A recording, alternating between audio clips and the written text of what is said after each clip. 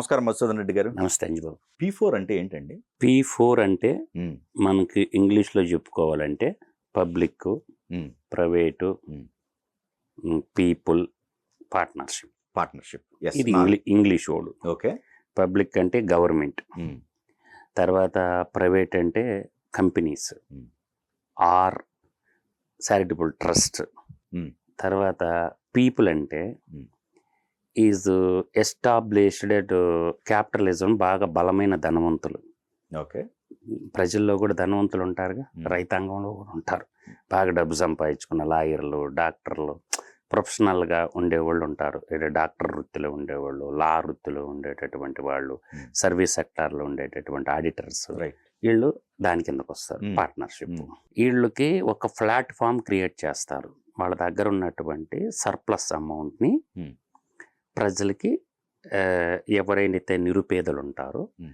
ఆ కొన్ని కుటుంబాలను అడాప్ట్ చేసుకొని వాళ్ళ అవసరాలు ఏవైతే ఉంటాయో అవి తీర్చేదానికి, ఎప్పుడు దాకా వాళ్ళ లైఫ్ సెటిల్ అయిన దాకా. Hmm. అంటే మధ్యలో వదిలేసేది కాదు.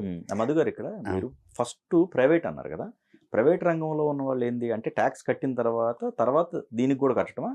నేను క్లారిటీగా చెప్తాను. చెప్పండి. మీకు ఒక తిరుమల దేవస్థానం ఉందనుకో, Hmm. ఒక ధనవంతుడు ఏం చేస్తాడు, ప్రజలందరికీ దానం చేయాలా, అన్నదానానికి పోవాలా, పేద ప్రజలు వైద్యానికి పోవాలా, ఎడ్యుకేషన్కి పోవాలంటే ఒక మసీద్ తీసుకో, ఒక చర్చి తీసుకో, ఎత్తుకొని పోయి ఆడేస్తాడు ఉండిలో. Okay. ఎవరికి తెలియకుండా దానం చేస్తాడు. Hmm. ఈ వ్యవస్థ భారతదేశంలో ఇప్పుడుది కాదు, ప్రాచీన కాలం నుంచి ఉంది వ్యవస్థ. Hmm. ఇప్పుడు మీకు గతంలో మన హిందూ సాంప్రదాయం ప్రకారం తీసుకుంటే, ఒక పెళ్ళిళ్ళకి వెళ్ళినప్పుడు, ఇప్పుడంటే ఇవ్వడం లేదు కానీ చదివింపులు. మా చిన్నపిల్లలప్పుడు పట్టికి రాసేవాళ్ళం. రైట్. 10 రూపాయలు, 20 రూపాయలు, 30 రూపాయలు, 100 రూపాయలు డేట్ పెట్టి రాసేవాళ్ళం. అవును. ఒక గృహ ప్రవేశానికి పోయినా, తర్వాత ఏ మంచి శుభకార్యమైనా అశుభకార్యమైనా ప్రజలందరూ ఇచ్చేవాళ్ళు, కొన్ని ఖర్చులకు ఉంటాయని. ఎవరైనా ఒక భర్త చచ్చిపోతే వాళ్ళకు కూడా ఖర్చులకు ఉంటాయిలే అని సమిష్టిగా సాయం చేసే గుణం, ఈ కాన్సెప్ట్ పురాతనం నుంచి ఉన్నదే. కాకపోతే మోడర్న్ లాంగ్వేజ్ వచ్చింది కాబట్టి, మోడర్న్ టర్మినాలజీ వచ్చింది కాబట్టి ఇప్పుడు మోడర్న్ విధానంలో చెప్పుకుంటున్నాం. అయితే ఇక్కడ ఒక అప్రిషియేట్ చేయొచ్చు అంజి గారు, ఒక ప్లాట్ఫామ్ని ప్రభుత్వం క్రియేట్ చేసింది. ఈ ప్లాట్ఫామ్ని ప్రభుత్వం క్రియేట్ చేసినప్పుడు తద్వారా మంచేది చెడేది అని మనం ఊహించుకోవచ్చు. ఈ P4 విధానం ఏంటంటే, ప్రజల్ని కూర్చోబెట్టి, ఒక పిల్లోడు చదువుకోవాలనుంది, ఒక డాక్టర్ కావాలనుంది, ఒక ఇంజనీర్ కావాలనుంది, పూర్ ఫ్యామిలీ ఉంది, వాడికి బట్టలు, పుస్తకాలు, ఎక్స్పెన్సెస్ అన్నీ అవసరం ఉంటాయి.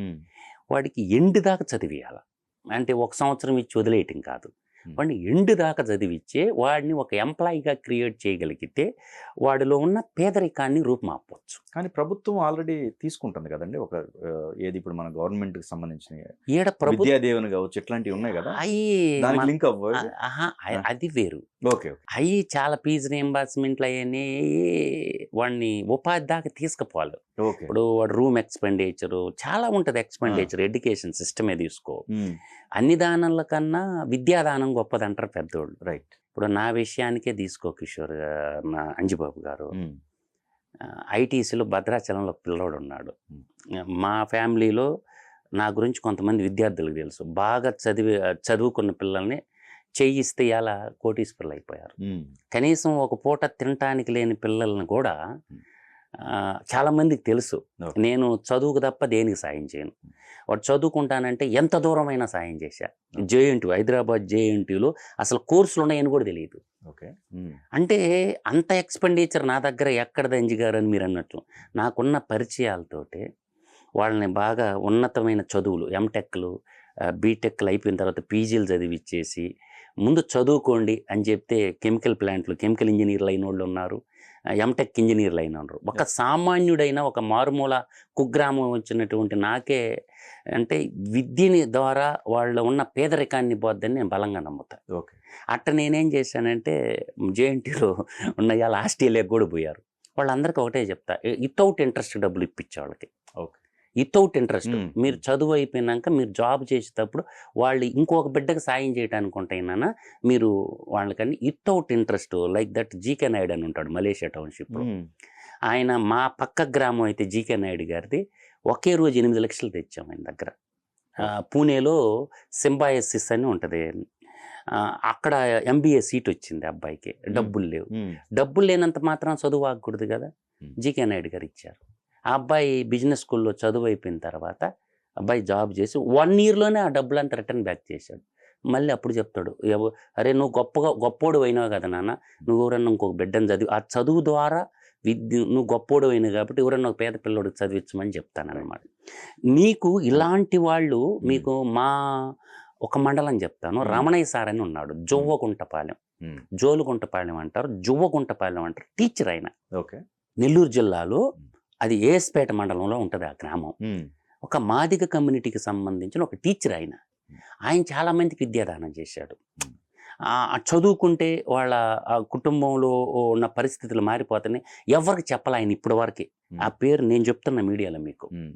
అంటే దానగుణం, విద్యాదానం. ఇప్పుడు మా గ్రామం పూర్తిగా ఈరోజు మా గ్రామం అప్పులు ఊబులో లేకుండా కోటీశ్వరులు అవ్వడానికి ఒకే ఒక ఉపాధ్యాయుడి కారణం. పద్మశాలీల కమ్యూనిటీకి సంబంధించినటువంటి మా గురువు గారు మా గ్రామంలో ఉండి ప్రతి ఇంట్లోకి పోయి చదువు విలువ తెలిపించిన ఉమామహేశ్వరరావు గారు అని రిటైర్డ్ అయ్యాడు ఆయన. మా గ్రామంలోనే ఉండి పిల్లలందరికీ చదువు చెప్పి ఇంటికి ఒక సాఫ్ట్వేర్ ఇంజనీర్ను, అంటే 5th క్లాస్ 6th క్లాస్లోనే బీజాలు వేశాడు, ఎలా చదువుకోవాలో చెప్పాడు. ఆ గ్రామాన్ని ఈరోజు కోటీశ్వరులుగా గ్రామంగా తీర్చిదిద్దేటంటే మా గురువు గారని మేము, మా ఉమామహేశ్వరరావు. అంత రెడ్డీసమైనా కూడా ఆ గ్రామంలో చివరికి ఆ గ్రామంలో ఒక ఎరుకులోళ్ళ అబ్బాయి, ఎరుకుల కమ్యూనిటీ, బుట్టలు లేకుంటే కానీ బతుకు తిరగలేదు, పేడ బుట్టలు తట్ట బుట్టలు. ఆ అబ్బాయి ఈరోజు ప్రజెంట్ రెప్కో బ్యాంకులో అసిస్టెంట్ మేనేజర్ విజయవాడలో.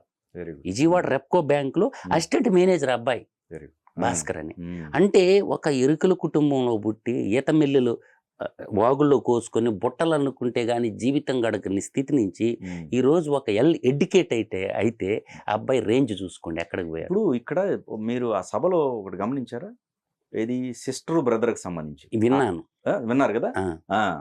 అక్కడ ఏంటి, తను సాక్రిఫైస్ చేస్తున్నాడు. అదే నేను అనేది ఈ P4లో కూడా అసలు కొంచెం డీటెయిల్డ్గా వెళ్ళమంటున్నా. ఆల్రెడీ చెప్పారు, ఇంకా చెప్తాను నేను. ఇక్కడ మీకు ఫండ్ అంటే నడిపించే విధానంలో చెప్పండి మధు గారు. ఫస్ట్ ప్రైవేట్ది, అక్కడ నుంచి రండి. అదే నేను చెప్తున్నాను. ఇక్కడ ఏంటంటే 2013లో ఒక చట్టం ఉంది. ఓకే, CSR యాక్ట్ అని ఉంటుంది ఒకటి. CSR యాక్ట్ 2013 చదవండి అందరూ. Okay, corporate social responsibility act 2013 అని ఒకటి ఉంటది. ఓకే, దీన్ని ఆయుధంగా మలుచుకుంటాడు చంద్రబాబు నాయుడు ఇప్పుడు. ఓకే, మీకు అర్థం కానిది ఏంటంటే బాబు గారు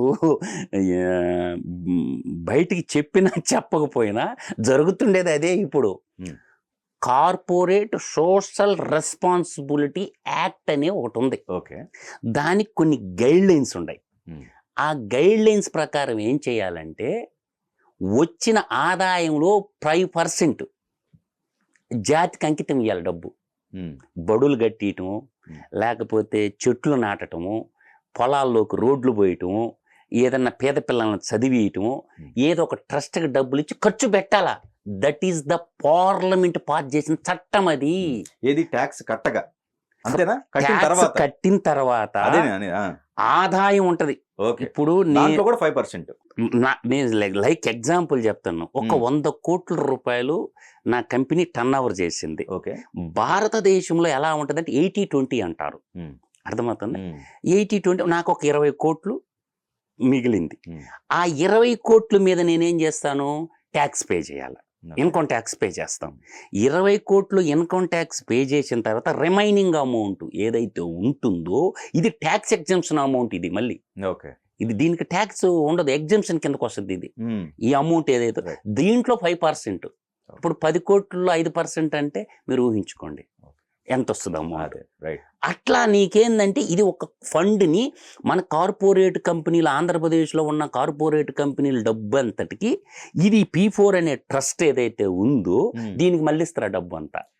అంటే అది వాలంటరీగా రావాలి. వాళ్ళు వాలంటరీగా చట్టమే ఉందంటే వాలంటరీగా వచ్చేది ఏంటి, సెలెక్ట్ చేసుకోవాలా. అది నీకు ఇచ్చారు ఛాయిస్, నువ్వు ఎక్కడ ఇస్తామనేది గవర్నమెంట్ CSR చట్టంలోనుంది. Okay okay. ఇది ఒకటి. రెండు ఇంకొకటి ఉందండి, ఇంకొకటి కూడా ఉంది, మీరు అర్థం చేసుకోండి.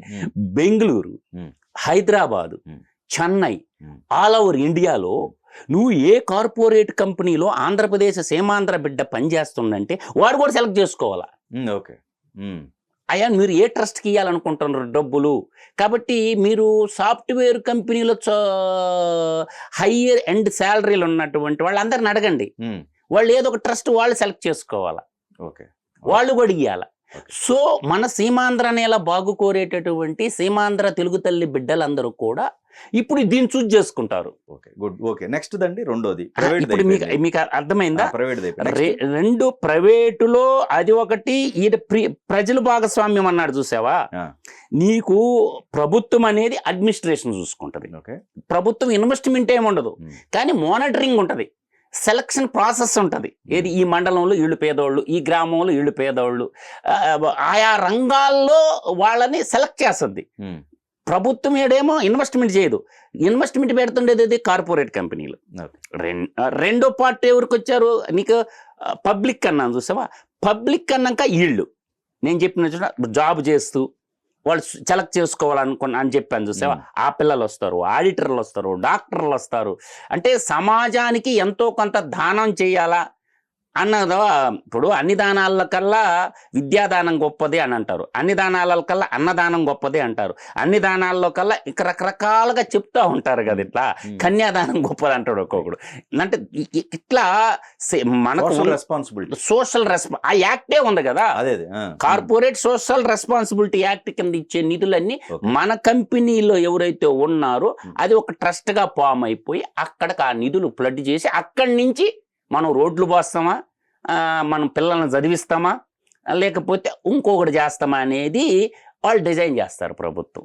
కాబట్టి కొంత మానవతా దృక్పథంతో సాయం. ఇప్పుడు ఇతర దేశాలకు వెళ్ళి ఉంటారు, ఇవాళ ప్రపంచం గ్లోబలైజేషన్లో ప్రపంచం బాగా సంపాదించుకొని ఉన్నారు, వాళ్ళు కొంత చేస్తారుగా.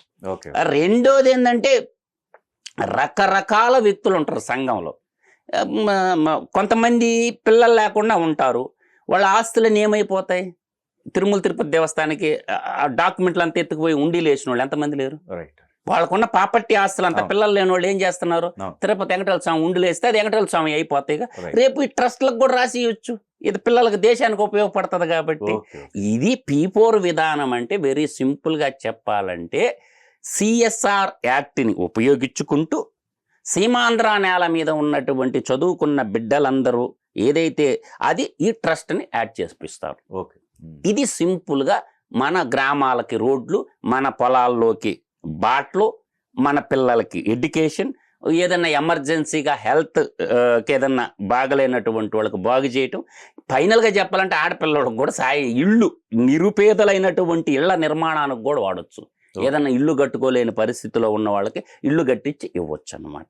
ఇట్లా ఎన్నో రకాల సాయాలు ఈ P4 ప్రాజెక్ట్ కింద అందియవచ్చు. దీన్ని ఏంటంటే ఇలా ఒక వ్యవస్థ అనేది ఉంటే ఒక నమ్మకం అనేది ఉంటుంది ప్రజలకి. ఒరే మనం ఇచ్చిన రూపాయి అకౌంటబిలిటీ ఉంది. ఇప్పుడు ట్రస్టులు పెట్టి మోసం చేస్తున్నారుగా చాలా మంది. అంటే ఇన్కమ్ ట్యాక్స్ నుంచి తప్పించుకోవటానికి దొంగ ట్రస్టులు 90% ఉన్నాయి, దోపిడీ చేయడానికి ట్రస్టులు చాలా ఉన్నాయి. అంటే భక్తి ముసుగులో ట్రస్టులు పెట్టి, అది ట్రస్ట్ దేని కింద ఉంటుంది, రాష్ట్రపతి కింద ఉంటుంది. ట్రస్ట్లన్నీ రిజిస్ట్రేషన్ అని రాష్ట్రపతి కింద ఉంటాయి. ఈ ట్రస్టులు ఎందుకు పుట్టినాయి, బ్లాక్ మనీని దాపెట్టుకోవడానికి ట్రస్టులు పుట్టినాయి అనే అనుకున్నది కాదు, ఉన్నదే. ఏడికెళ్ళి వస్తుంది, మాయ మాటలు చెప్పేటానికి పుస్తకాల్లో 4 మాయ మాటలు చెప్పడానికి ఓ ట్రస్ట్ పెట్టుకుంటే సరిపోద్దా? 4 పువ్వులు, 4 అగరొత్తులు, 4 కప్పూర బిళ్ళలు, తర్వాత మంచి అందమైన అలంకారం చేసేసి ఎట్లా అంటే అది సేవ. భూమి దాన్ని ట్రస్ట్ అడ్డం పెట్టుకొని భూములు దోపిడీ చేస్తారు. ఆ ట్రస్ట్ అడ్డం పెట్టుకొని బ్లాక్ మనీ అక్కడ రైడ్ చేయరు, పోలీసు వాళ్ళు రైడ్ చేయడు.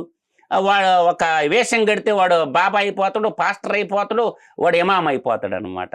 అవి దోపిడీ సంస్థలుగా మిగిలిపోయినాయి. ఇది ప్రభుత్వమే ఇన్వాల్వ్ అయింది కాబట్టి ఇక్కడ అకౌంటబిలిటీ ఉంటుంది, ప్రతిదీ రికార్డు ఉంటుంది. ఇప్పుడు ఈ ట్రస్టులు పెట్టిన వాళ్ళందరూ ఎప్పుడన్నా రికార్డు చూపించారు బయటికి? ఆడిటింగ్ రికార్డులు చూపిమనండి. ఇప్పుడు వాడు ఒక సన్నాథ స్వామి ఉన్నాడు, అదే శారదాపేట, వాడు వాడు వేసుకొని కూర్చొని ఉన్నాడు విశాఖపట్నంలో. వాడు ఏం చేశాడు, వశీకరణం చేసుకొని వైజాగ్లో భూములు కొట్టేసిండు, తిరుపతిలో కొండ మీద కూడా భూములు కొట్టేసిండు. నేను హైకోర్టు ఏమన్నది ఆ బిల్డింగ్ కూల్చేయమని చెప్పింది. కూల్చమన్నదే లేదా? వాడి వల్ల ఏమన్నా ఈ సమాజానికి ఉపయోగం ఉందా నాకు చెప్పమనండి. ఇప్పుడు ఆ స్వరూపానంద అనేటటువంటి సన్యాసి కాదు, ఆ సన్నాసి స్వామి, సన్యాసి వేరు, సన్యాసి అనేవాడికి ఏసీతో ఏం పని? వాడు భగవత్ స్వరూపుడైతే దేవుడు ఇస్తాడు కదా చల్లగాలి, వాడిని ఎండలో కూర్చొని పెట్టాలా? వాళ్ళు దైవ గణాలు ఉన్నాయా లేవో తేలిపోద్ది, ఎండలో కూర్చోబెట్టమను. ఆయనకి ఇప్పుడు ఏసీ ఎందుకు, ఏసీ కారు ఎందుకు ఆయనకి? బాడీ అంతా షుగర్ జబ్బు పెట్టుకుని వాడి బాడీలోని షుగర్ జబ్బు తగ్గించుకోలేనుడు వాడు స్వామి ఎట్ట అవుతాడు? సన్యాసి అవుతాడు. సన్యాసికి చాలా తేడా ఉంటుంది. సన్యాసి వృత్తి స్వీకరించుకున్నోడికి పెద్ద పెద్ద విలాసాల బిల్డింగ్లు ఎందుక? అందువల్ల నేను అంటుండేది ఏంటంటే మనకి ఇది ప్రభుత్వం మానిటరింగ్ చేస్తుంటది కాబట్టి ఇది మంచి కార్యక్రమం. ఎంత ప్రజలకి మానవ సేవే మాధవ సేవ అన్నారు కదా, సింపుల్ లైన్ కొటేషన్ పెట్టుకోండి, మానవ సేవే మాధవ సేవ. పేద ప్రజలకి ఏ అయితే అవసరాలు ఉన్నాయో అవి తీర్చేదానికి ఫస్ట్ ప్రధానంగా ఫోకస్ చేయాల్సిన విద్య మీద ఫోకస్ చేయండి. వాళ్ళకి బట్టలు కొనుక్కోలేని బిడ్డ కుటుంబాలు కూడా చాలా ఉన్నాయి, 3 పూట్ల తిండి తినలేని కుటుంబాలు కూడా చాలా ఉన్నాయి. దానికి ఆల్రెడీ స్కీమ్స్ ఉన్నాయండి, గవర్నమెంట్ నుంచి స్కీమ్స్ ఉన్నాయి, ట్రస్ట్ ఉపయోగపడుతుంది. అంజి గారు మీరు అంటారు కానీ ఏందండి వీళ్ళు పెట్టే స్కీమ్ లో అనక పెద్ద బూతులు వచ్చున్నాయి నాకు. ఎవరో బియ్యం ఇస్తే నడిచిపోద్దండి సంసారము, బియ్యం ఇస్తే నడిచిపోద్దా సంసారము? గ్యాస్ సిలిండర్ ఏంది, ఇంట్లో పప్పులు ఉప్పులేంది, ఇప్పుడు బియ్యం ఇస్తారు కదా, ఏమి కందిపప్పు ఇగుడిది ఫ్రీగా, మినపప్పు ఇగుడిది ఫ్రీగా. మినపప్పు రేట్ ఎంత, చింతపండు రేట్ ఎంత, చింతపండు రేట్ ఎంత, మినపప్పు రేట్ ఎంత, ఆయిల్ కొబ్బరి నూనె తలగ పోసుకునే కొబ్బరి నూనె రేట్ ఎంత, వంట వండుకునే ఆయిల్ రేట్ ఎంత, అయ్యిండి అమ్మ చూద్దాం ఫ్రీగానా, అయ్యిండి. బియ్యం అయితే ఇస్తారా అంటే బియ్యం అధికంగా పండుతున్నాయి కాబట్టి భారతదేశంలో అవి అయితే ఇస్తారు, ఏది షుగర్ జబ్బు రావటానికి. మిగతా అన్ని ఇచ్చుగా గోధుమలు తర్వాత రాగులు కొర్రలు సజ్జలు ఇచ్చుగా, బియ్యమే ఎందుకు ఇస్తారు మీరు? ఇప్పుడు అన్ని ఇవ్వచ్చు అంటారా ప్రతి ఒక్కళ్ళకి? ఫ్రీగా ఏది ఇవ్వకూడదండి నా దృష్టిలో. మరి మీరే అంటున్నారు, నేననేది అన్ని ఫ్రీగా, అన్ని అసలు బియ్యంతో పాటు అన్ని ఫ్రీగా ఇవ్వమంటున్నారు. నేను అసలు ఫ్రీగా ఏది ఇవ్వకూడదండి. ఫ్రీగా ఇవ్వాల్సింది 2, ఒకటి విద్య, వైద్యం. అవును, అదొకే. ఈ 2 మాత్రమే ఫ్రీగా ఇవ్వాలండి. ప్రజలకి చేపలు పట్టేది నేర్పియాలి కానీ చేపల కూర వండి నోట్లో పెట్టకూడదండి. కాకపోతే ఓట్ల కోసం ఇటువంటి నాటకాలు, నువ్వు KG to PG దాకా ఎడ్యుకేషన్ ఫ్రీ ఇచ్చేసి అన్నం పెట్టు, బట్టలు ఇయ్యి, 3 పూటలు పెట్టి ఇవయ్యా, ఎవరు వద్దంటారు మిమ్మల్ని? మూసేయి, ప్రైవేట్ పాఠశాలన్నీ మూసేయి. కరెక్ట్, బిల్లు ఇది కరెక్ట్. ప్రైవేట్ స్కూళ్ళు ప్రైవేట్ యూనివర్సిటీలు క్లోజ్ అని చెప్పి ఒక బిల్లు పాస్ చేయి. ఇవాళ విద్య వ్యాపారీకరణ అయిపోయింది కాబట్టి ఇటువంటి వాళ్ళు సాయంగా మళ్ళీ డబ్బులు యాడికి పోతా ఉండే, మళ్ళీ ప్రైవేట్ వాళ్ళకి ఎగిరిపోయేది. ఇప్పుడు ఒక మెడికల్ చదువుకోవాలనుకుంటున్న వాడికి డబ్బులు ఇప్పుడు అందరు కలిసి దానం చేసిన డబ్బు కూడా మళ్ళీ ఉడికిపోద్ది ప్రైవేట్ అతనికి పోద్ది. ఒక ప్రైవేట్ స్కూల్లో పిల్లోని చదివిస్తారు, ఆ డబ్బు ఎక్కడికి పోద్ది? ప్రైవేట్. ఈ రోజు దౌర్భాగ్య పరిస్థితి ఏంటంటే అంజీ గారు, హైదరాబాద్లో నీ ఇష్టం వచ్చిన కాడికి స్కూలుకు పో, 1,00,000 నుంచి మినిమం 1,00,000 నుంచి 2,30,000 ఫీజులు. నీ ఇష్టం వచ్చిన CBSE స్కూల్కి పో, నీ ఇష్టం వచ్చిన CBSE స్కూల్కి పో. ఇంకొక చీటింగ్ కూడా జరగద్దు ఇక్కడ. కరికులం CBSE అంటారు, వాడు CBSE పర్మిషనే ఉండదు. కరికులం అంటాడు వాడు, ఆడ కూడా మోసమే. అయ్యా నువ్వేమో CBSE స్కూల్ కదా అనుకుంటారు. CBSE సర్టిఫికేట్ కూడా ఉండదు, నామ్స్ ప్రకారం 3 ఎకరాలు ఉండాలి. ఏది CBSE పర్మిషన్ రావాలంటే మినిమం 3 ఎకరాలు ఉండాలి. స్కూల్ క్యాంపస్ చూసే చెప్పేయచ్చు వీడికి CBSE పర్మిషన్ ఉందా లేదని. చాలా స్కూళ్ళకి CBSE పర్మిషనే లేదు, కాకపోతే కరికులం CBSE అంటారు.